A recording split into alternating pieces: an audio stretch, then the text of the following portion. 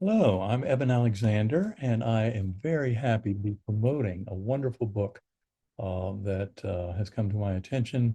And I have endorsed this book, God, the Science, the Evidence, um, by Michel-Yves Bolloré and Olivier Bonnassies from France. It is now published as of October 14, 2025 in the US. And it's an incredibly powerful book of scientific proof of God, starting with origin theories to the present day.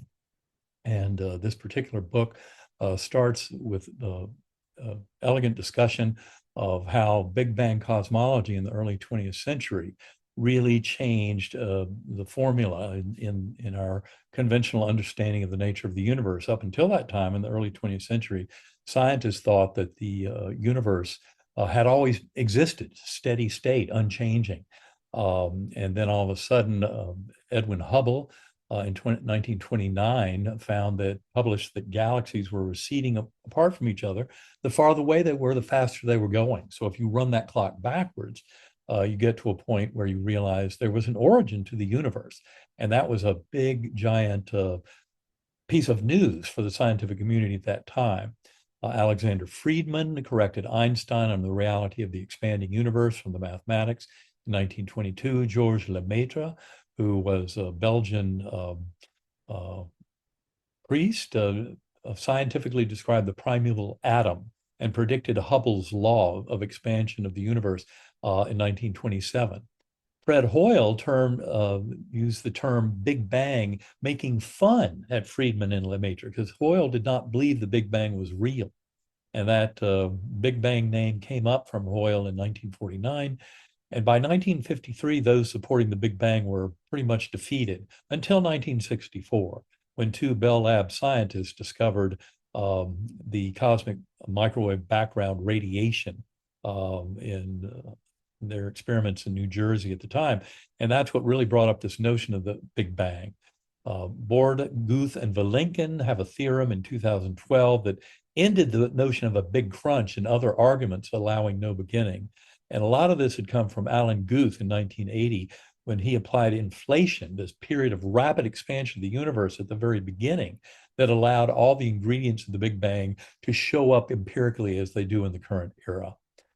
So the book then moves from this discussion of Big Bang cosmology to an incredibly important part of the discussion, which is the fine tuning of universal constants: gravitational constant, electromagnetic force, fine structure constant, strong force coupling a constant, weak force, speed of light, Planck's constant, which is essential for any chemical reaction, and the masses of fundamental particles, et cetera.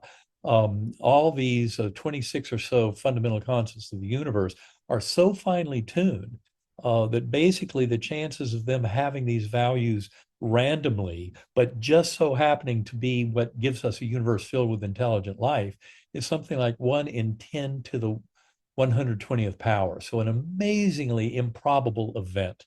Um, and It's when we turn in the book, then going from the physical constants and how unlikely they are that they're seen to be there for the intelligent production of intelligent life in this universe, is also reflected in the biology of our world. This is discussed in God, the Proof, the Evidence, talking about the improbability of the first self-replicative molecule, RNA world, as it's known in biology. The simplest life forms: DNA, protein, ribosome, enzymes. There are two languages. DNA has 4 letters, A, T, C, and G, grouped in threes, and then the 22 amino acid letters that can write out 80,000 or so distinct proteins. These are extraordinary circumstances that must have arisen at the very beginning of life, and yet how they could come about spontaneously and just by blind mechanistic uh, means is really impossible to discern.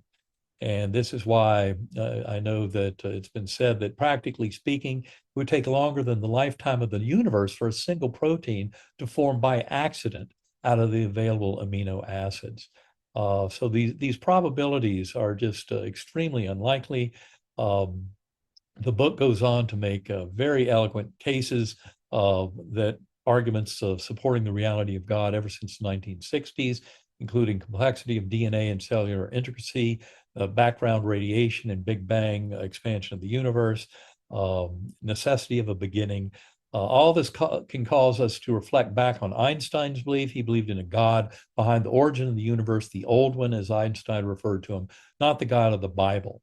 And for Einstein, this was not a God that would have anything to do with personal issues, but more of a God of creation. And Gödel, though I think his input into this is very important, Einstein respected Gödel tremendously. In fact, Einstein said the whole reason he remained at the Institute for Advanced Studies at Princeton all those years late in his life was so he could walk back and forth to the Institute with Kurt Gödel. Kurt Gödel had come up with he was the greatest logician of the 20th century, come up with the famous incompleteness theorems. But Gödel felt that there was a God that he had proven through his modal logic, beginning with St. Anselm's ontological argument, and was only published 9 years after his death. And Gödel compared his belief in God with Einstein's by saying Einstein's religion is more abstract, like that of Spinoza and Indian philosophy. Mine is more like church religion. Spinoza's God is less than a person. Mine, that would be Gödel's, is more than a person because God can't be less than a person. And this reminds me of my favorite quote. Werner Heisenberg, who won the Nobel Prize in Physics in 1932, said, "The first gulp from the glass of natural sciences will turn you into an atheist, but at the bottom of the glass, God is waiting for you."